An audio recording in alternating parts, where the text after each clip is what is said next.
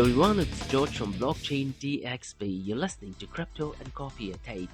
Now, how Crypto and Coffee at 8 works is Monday to Thursdays, 8 a.m. to 8:30 a.m. We cover top news and information related to Bitcoin, blockchain, beyond blockchain, and cryptocurrencies. We also follow two news and information related to Dubai, UAE, and Middle East in the world of Bitcoin, blockchain, beyond blockchain, and cryptocurrencies. Now this is followed by an Ask Me Anything series, where you listeners can ask any questions about Bitcoin, blockchain, beyond blockchain, and cryptocurrencies. So let's kick this thing off.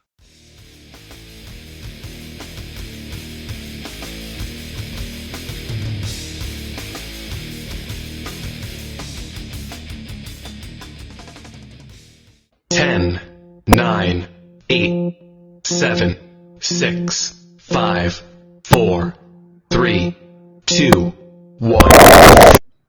Hey everyone, it's George from Blockchain DXB, and today is the 21st of September 2021. Now the market does not look good at all. The total cryptocurrency market is down to $1.8 trillion. Evergrande, China's second largest property developer by sales, is one of the reasons why the price of cryptocurrencies has fallen down. So what happened is that they have defaulted by over $300 billion, and this is one of the reasons as to why there is a severe impact on the price of Bitcoin and other cryptocurrencies. Now ideally this shouldn't be the case, because Bitcoin shouldn't be dependent on absolutely anything or external factors, right? But in reality that's not the case. In certain cases, even Bitcoin whales and Ethereum whales tend to move the cryptocurrency market. Now we have a lot to talk about today. We're going to be talking about Coinbase, which has abandoned its crypto lending platform, and they have also launched a Coinbase Prime program, and some good news about Bitcoin.com and ERC20 tokens is what we're going to talk about today as well. And some really interesting information is that one of the OGs of Bitcoin has moved their Bitcoin after 9 years. And regarding UAE and Middle East, we're going to be talking about two news. The first one is an event today called as NFTs from creation to investment, which take place at 4 p.m. to 5 p.m. at Emirates Tower. So in case if you are in Dubai, this event is in Area 27 in Emirates Tower. Fantastic and a really posh office, and it is right next to the world's first 3D printed building. So if you are in Dubai, definitely worth attending to the event. The second event is about Saudi Arabia. Saudi Arabia's blockchain market has the potential to grow to 41% by 2025. So it looks like a lot of the companies will be moving to Saudi Arabia maybe. Now later on today, we also have the Ask Me Anything series, where you listeners can ask any questions about Bitcoin, blockchain, beyond blockchain, and cryptocurrencies. So welcome guys, it's 8 a.m. you're in Dubai and you're listening to Crypto and Coffee at 8, where we cover farm news and information pertaining to Bitcoin, blockchain, beyond blockchain, and cryptocurrencies. How this series of episodes on the Crypto and Coffee at 8 works is, we usually cover 3 news and information pertaining to the price of cryptocurrencies, some major breaking news or mega news, short and sweet. The other 2 news and information is related to Dubai, UAE, and Middle East in the world of Bitcoin, blockchain, beyond blockchain, and cryptocurrencies. This is followed by Ask Me Anything series, where you listeners can ask any questions from 8:30 a.m. to 9 a.m. Gulf Standard Time. So let's kick this thing off.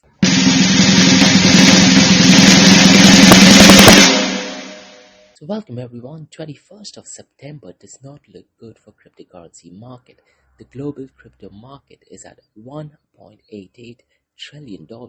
In April, only the market cap of Bitcoin was around $1.6 trillion.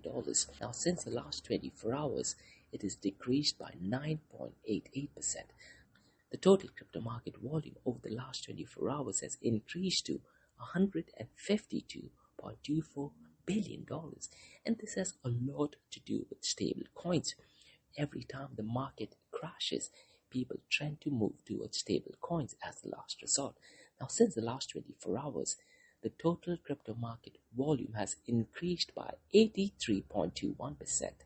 The total volume of DeFi has also increased to $20 billion. Now, DeFi accounts for 13.66% of the total crypto market 24-hour volume. Every time the market dumps, the volume of stablecoin increases. The volume of stablecoins is up to $121.37 billion. Stablecoins as of today, the 21st of September, accounts for 79.20% of the total crypto market 24-hour volume. Bitcoin, the king of all cryptocurrencies, has fallen down, and the price of Bitcoin is currently at $42,647. Since the last 24 hours, it is down by 9.86%. Ethereum has once again gone below the $3,000 mark. Currently, it is at $2,982. Since the last 24 hours, Ethereum is down by 10.09%, and Ethereum hasn't had a good week. Since the last 7 days, it is down by 9.87%. The biggest disappointment is of Cardano. Price of Cardano has been going down ever since 12th of September. That's when they had the upgrade. And the price of Cardano as of today, that is ADA, is $2.11. Since the last 24 hours, it is down by 6.28%, and over a period of 7 days, it's down by 12.01%. Now, there are a lot of news and information regarding Cardano. So the cryptocurrency market definitely does not look good as of 21st of September. Let's move into the news. The biggest news is Evergrande, one of the giants from China, has literally told the crypto market, do you bleed? Now, did Evergrande cause the crypto market to turn red? A broad crypto sell-off is driven by worries about the spillover from Evergrande's debt default. Evergrande is the second largest property developer in China by sales and 22nd largest group in the world by revenue. It is in some dark financial crisis. Most likely the Chinese government and the People's Bank of China will rescue them, and it will not happen something similar to what happened to the Lehman Brothers. Now, Ajit Tripathi, who is the head of institutional business of Aave, 2 weeks ago had written a post talking about Evergrande and the risk that CFA in general has. So go through his particular LinkedIn profile. It's a really short post, probably around 100 or 200 words or so. Definitely worth reading too. And Business Insider has put up a fantastic post in terms of how Evergrande has had an impact on the cryptocurrency market. In case you want to find out the actual link, go through my LinkedIn profile. In the meantime, what's happening in the YouTube world is all cryptocurrency influencers are pumping the price of cryptocurrencies. Now, how crypto price influencers on YouTube works is whenever the price of Bitcoin or any other cryptocurrency goes down, they say buy Bitcoin, it's on a discount. When the price goes up, they say buy Bitcoin, it's only going to go higher. When the price is stable, they say buy Bitcoin, nothing impacts Bitcoin. So the cryptocurrency influencers tend to pump Bitcoin and other cryptocurrencies irrespective of the price. So definitely not a professional outlook for cryptocurrencies in general. It would be really ideal if they talk about the technology as opposed to the price. This is how it works, guys. Bitcoin, the supply is fixed. Because the supply is fixed, that's the only reason why the demand keeps fluctuating. And that's the only reason why the price of Bitcoin tends to keep going high. Crypto influencers try to force and build this demand. Another thing which I particularly don't like about Bitcoin and cryptocurrencies in general is that some of them, they try to link the features to Bitcoin. It's not that, Bitcoin has these features, but what they do is they try to link these features. Now, in religious factors, an event which I'm going to be talking about on the 7th of October, where I talk about political, economical, social, technological, environmental, legal, and religious factors governing Bitcoin. There are a couple of podcasts. In this podcast, what they do is they try to link certain features of Bitcoin to religious factors. At the same time, they avoid factors that do not fit into the religious narrative. So they very carefully choose not to consider the things that don't fit the narrative. So on 7th of October, we're going to be discussing those details. Now, since the dip, President Nayib Bukele has bought an additional 150 new Bitcoins. Now, if you go to his LinkedIn profile, you can see that he's mentioned that he's bought another 150 new Bitcoins. I believe that makes El Salvador, or rather El Salvador government, to own 700 Bitcoin. Now, what is really interesting is that he has also tweeted, "They can never beat you if you buy the dips." Now, I'm not entirely sure what he means by they. There are mixed reviews of people about President Nayib Bukele. He is a left-wing politician, and there are also some reports where he has forced some regulations onto people. What's really interesting is that the day El Salvador accepted Bitcoin as a legal tender, there was also news, and I believe the news was on CNBC, that President Nayib Bukele can also run for second term. Now, I don't think so that is a coincidence. So I'm not sure what to make of the president. When we cover Pestel our analysis on the 7th of October on Bitcoin, we will definitely explore this in more detail. Now, an OG of Bitcoin who has not been using Bitcoin for 9 years has had some movement. The owner transferred over 600 Bitcoins to another wallet. And what you can do is all transaction details of any Bitcoin is completely open source. So you can go to Bitcoin Explorer and you can check those details. In case you want to find out the specific details, go to my LinkedIn profile and you can actually see his public address. This is the power of open source. Imagine if Bitcoin is used for government spendings. All government spending transactions can be monitored by absolutely anyone. And that's one of the reasons why corrupt nations like India and China don't want to accept Bitcoin and don't want to use it as the government spending. But imagine if government starts using Bitcoin for government spending. Any transaction details can be monitored by absolutely anyone. Moving on to next news about Coinbase, I have some bad news and some good news. The bad news is that Coinbase abandons the plan for crypto lending program because 2 weeks ago, the US Security and Exchange Commission threatened Coinbase with legal actions. That is, if the exchange launched the Lend protocol, they would be penalized. I'm not sure what to make of it. What do you guys think?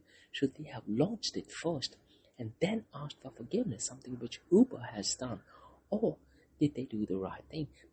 Now, according to me, the law, generally speaking, and this is purely based on my opinion, is very straightforward and simple.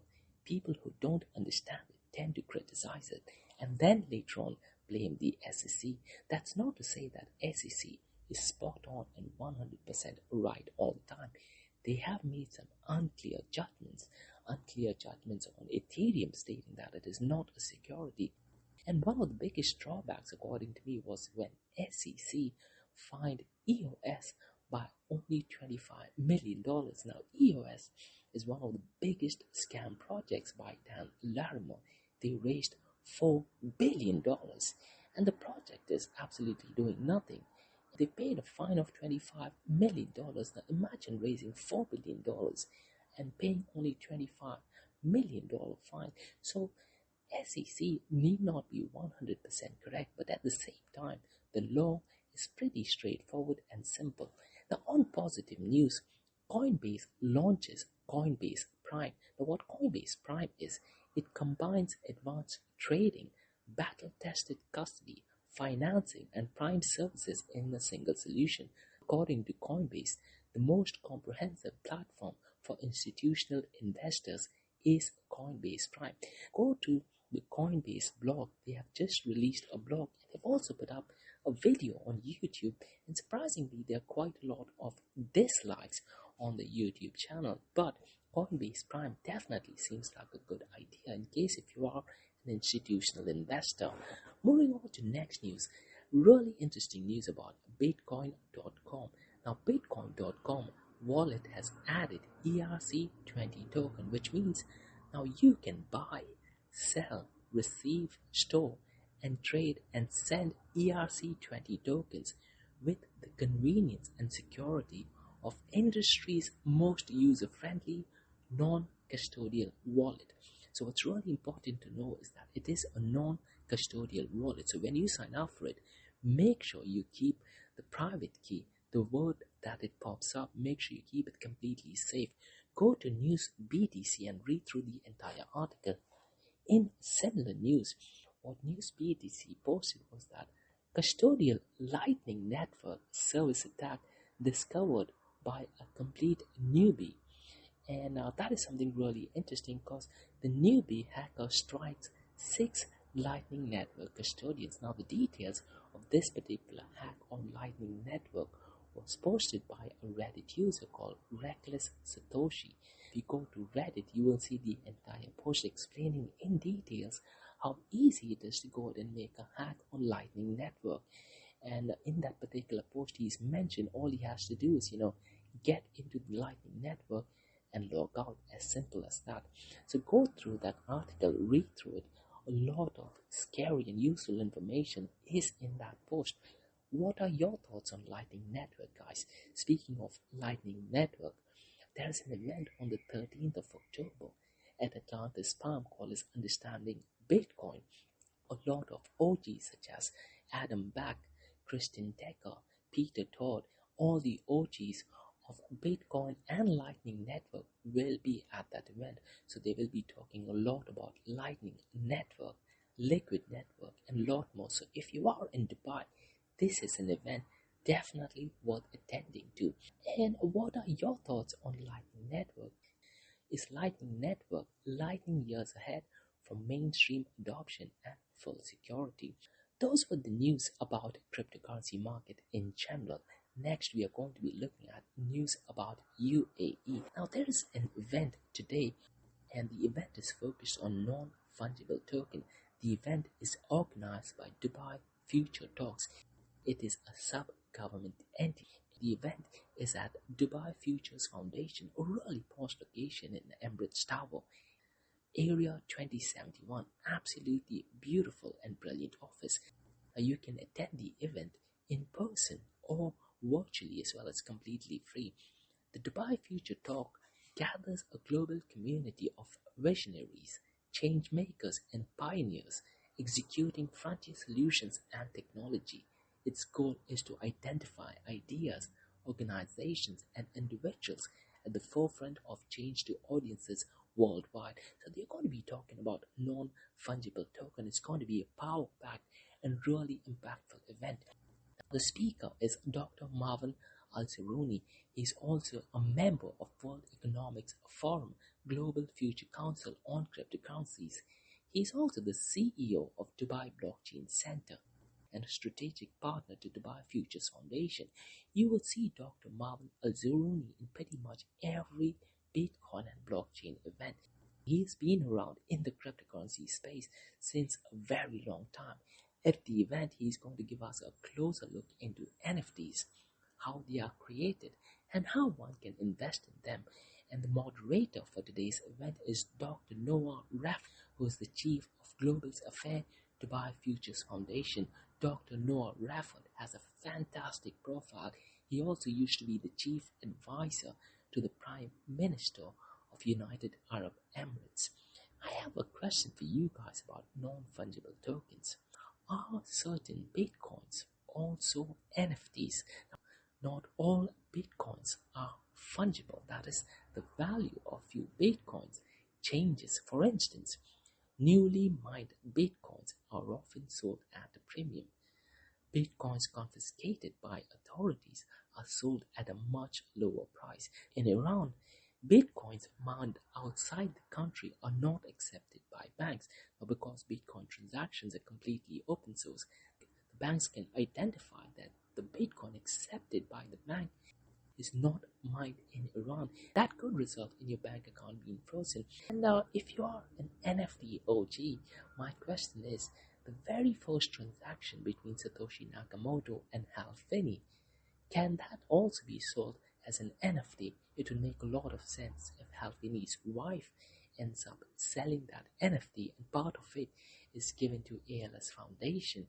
And Hal Finney's wife is Fran Finney. So definitely a massive and huge potential for NFT in that area. And moving on to next news about Saudi Arabia. According to estimates of Kingdom's communication sector regulator, Saudi Arabia's blockchain market could grow by 41% by the year end 2025. Raed Al Faiz, the Vice Governor of Emerging Technologies at the Commission of Information Technology and Communications, told Saudi press the blockchain market surge is part of wider expected growth in the IT and emerging technology sector that will hit Saudi Riyal 100 billion by 2025 with an annual compound growth rate of 10%. So definitely fantastic news. The Communications and Information Technology Commission, that is CITC, has held a workshop on blockchain technology and its effect on digital transformation with the participation of local and international speakers and specialists in the field. The workshop discussed the role being played by CITC in regulating information technology in general and emerging technologies in particular, in addition to blockchain technology as one of the most important and promises emerging technologies, along with its impact on digital transformation and objectives of the digital economy. So it looks like a lot of companies will eventually be moving to Saudi Arabia. One news which dated back to June of 2020 is that the Saudi Arabian Monetary Authority, that is SAMA, has used blockchain technology back then. Now, SAMA is one of the pioneering central banks in the world to experiment blockchain technologies for money transfer. I remember that this move was one of the key innovative initiatives launched by SAMA in its program to enable and develop fintech in the kingdom. The Fintech Saudi initiative, in cooperation with the Capital Market Authority, the introduction of SAMA regulatory sandbox, and an array of digital banking services and platforms. Similar technology was used in Saudi Arabian Kingdom in the year 2019 by similar technologies was used in the kingdom in 2019 by SABB, that is Saudi Arabia, British Bank and HSBC, to execute a trade transaction involving a shipment of homogenized aluminum billets from Bahrain to Saudi Arabia. And the Saudi Customs Authority had also experimented with the technology as early as 2019 to facilitate cross-border trade. These developments are driven by Kingdom's long-term strategy called as Vision 2030. So go to the website, that is www.vision2030.gov.sa. The SE stands for Saudi Arabia. Vision 2030 aims to accelerate economic diversification and modernization through the adoption of new digital technologies, presenting an opportunity for US companies to compete in the field. So Saudi Arabia, Middle East in general, definitely seems to be taking the right step in Bitcoin, blockchain and cryptocurrency adoption. So that's all for today, guys, from the Crypto and Coffee at 8 from Blockchain DXB. In case if you guys have any feedback or suggestions, drop me an email to info@blockchaindxb.com. You can also check my website, that is www.blockchaindxb.com. If you like listening to this podcast, please click the follow button, give it a 5-star rating, click on the follow and share the word across.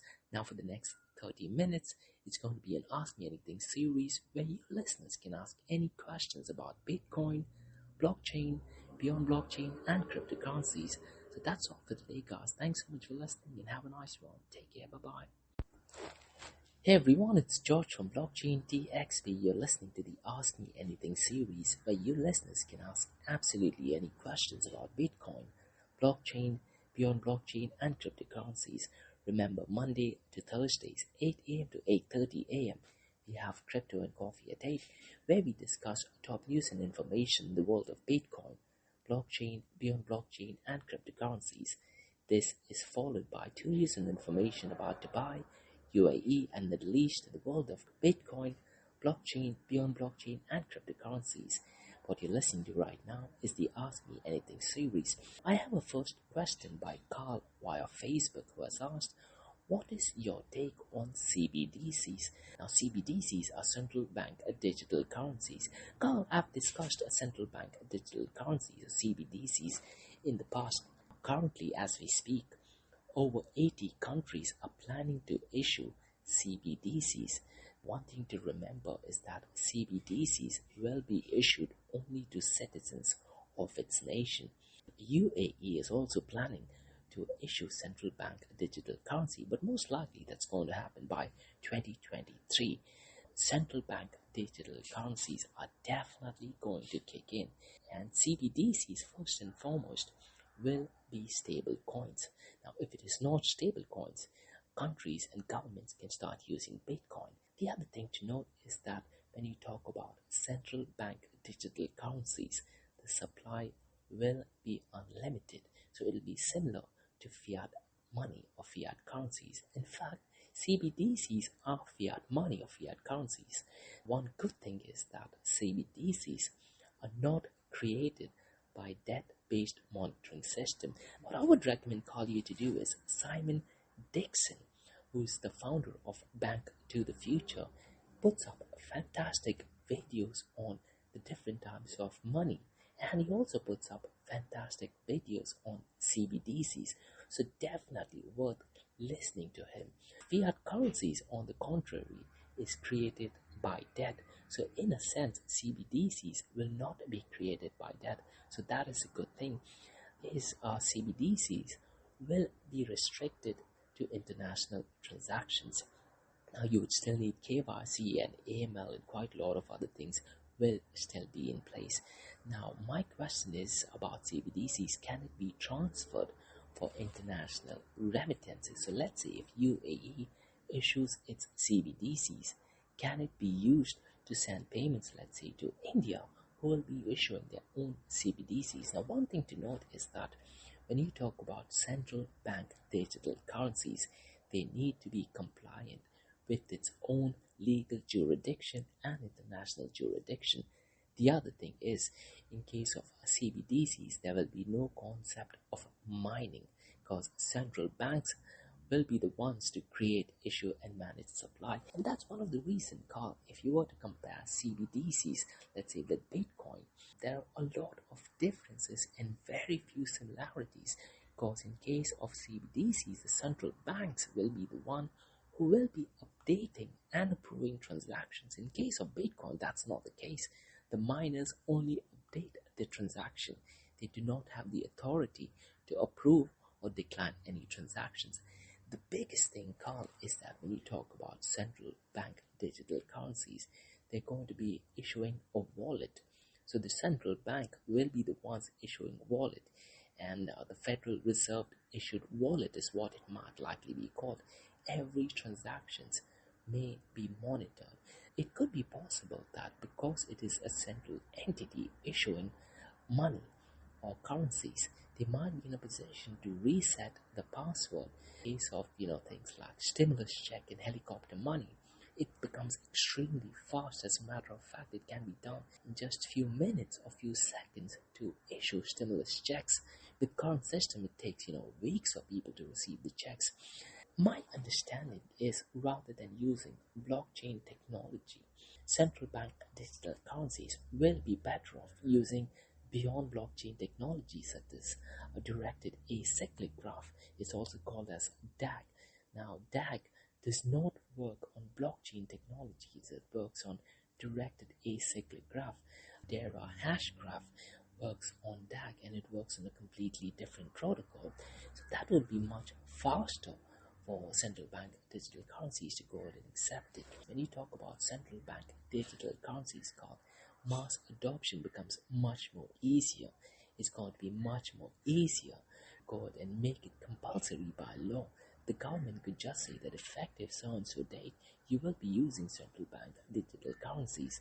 Most likely, they will not be using any secure hashing algorithm, let's say like SHA-256, which is utilized by Bitcoin, or KSAC-256, which is used by Ethereum. They might be developing their own hashing algorithm. The another interesting bit, and depending on what your view on taxation is, once CBDCs are out, taxations can be done automatic. Every time you pay or receive funds, your tax can be deducted then and there itself.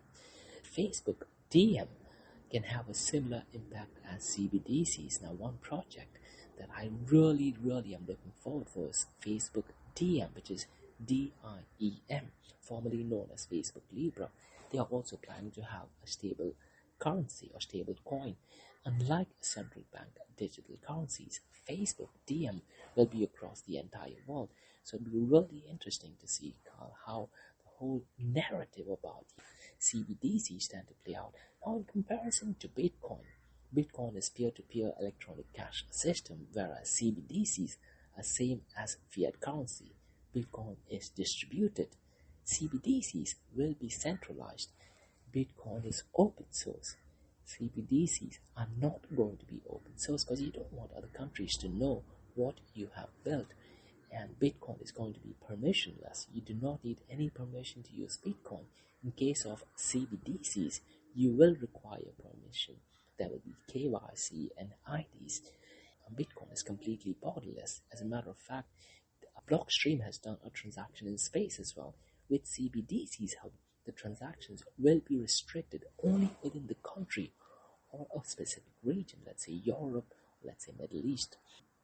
Bitcoin transactions cannot be stopped, that is, it's censorship resistant. CBDCs, on the other hand, can be easily censored. Bitcoin transactions are publicly verifiable, and something which I talked in the podcast earlier today about one OG from Bitcoin who used his Bitcoin after 9 years, and absolutely anyone can check the details of these transactions, and you can do that by going to Bitcoin Explorer. And that's where I talked about, what if government starts using Bitcoin for the expenditure? Anyone can go and track these transactions. In case of CBDCs, only officials will be in a position to verify these transactions. And one point which I mentioned earlier is that there will be no mining. So essentially, the officials in the government department will be the ones who will be updating the ledger, and they will most likely even be approving that ledger. So that is my take on central bank and digital currencies. I have another question by Mark from Instagram, who has asked, how can regulations help cryptocurrencies? Now, Mark, that is a fantastic question. I'd like to share something. On the 7th of October, I have an event called as Pestle Art Analysis, that is P for politics, E for economical, S for social, T for technological, L for legal. And that's where I'm going to be talking about regulations about cryptocurrency. And finally, I also have E, that is environmental and religious factors governing Bitcoin. In that particular session, Mark, I'm going to be talking about how regulations can actually help cryptocurrencies and what is it that governments can actually do in order to support innovation and Bitcoin and general cryptocurrencies. The areas where law is applicable is in the governance part of it and in regulations. Now, there are 4 particular areas that I can think of, that is cryptocurrency exchanges, where governments can actually play an important role. The second one is securities versus utilities, identifying what is a security and what is a utility. And this is something which I talked about earlier as well, about SEC making a clear indication that Ethereum is not a security, but other DeFi lending platforms are security. The guidelines are not clear. The third area is smart contracts. One thing I really tend to ask everyone is, smart contracts on Ethereum, EOS, Cardano, are they legal? And surprisingly, not many people have the answer to that. Even stable coins, having clear guidelines for stable coins. Now, with reference to cryptocurrency exchanges, Mark, areas where law can be applicable, like having proper, clear guidelines on KYC, money laundering, in case of certain public addresses are sanctioned, giving clear indication to cryptocurrency exchanges on how to deal with it, penalties if they are accepting it, and also an audit. It would make really a lot of sense if the audit is made public, but it depends, on the government's approach towards cryptocurrencies. The second one is securities versus utilities, giving clear guidelines, which I believe the SEC has failed to do in US, but giving clear guidelines on what determines a security and what is a utility. The Dubai Financial Services had published an article, I believe around the month of March, and they had requested comments from people, and they had a deadline when people could actually go ahead and submit the comments, and most likely they're going to be updating that information by year end 2022. And what the government and regulations can do is clearly determine how funds are raised, let's say for ICO, initial coin offering, security coin offering, and even for NFTs, because that's in the news quite a lot lately, and where blockchain and cryptocurrency is created and managed. Does it have to be a foundation? Does it have to be an association? So having crystal clear guidelines, and this does take some time, but clear regulations and legislations will be extremely helpful. It completely depends on government's acceptance toward Bitcoin, blockchain, and cryptocurrencies. Mark, in terms of smart contracts, which I mentioned earlier, are smart contracts legal? And surprisingly, a lot of people don't know the answer to that. Government initiatives to promote blockchain and cryptocurrencies is absolutely fantastic. Now, there is this notion that code is law, but is code legal and acceptable? That is the big question. But what I think, government, depending on the area, can be part of the smart contract. So let me explain. Let's say there is a buyer and seller via Ethereum in United Arab Emirates. The government can also lay down an SOP, that is standard operating procedure, in the ERC20 smart contract. That's what I think of. So the SOP for smart contracts can involve local laws and Sharia law. There might be some additional parts that needs to be added in ERC20 token. That is only with reference to Ethereum. Now, and going back to stablecoins, which I talked about earlier, what governments can do is, depending on the area and depending on the jurisdiction, they can have assets visibility. Now, if you look at Tether USDT, don't have any funds backed by the reserve as it promised, in order to show that they had less than 4% of its funds.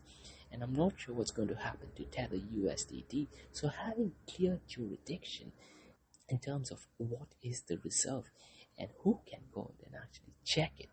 According to me, the reserves for stable coin should be audited at any point of time, and the funds in the reserve should be available 24/7.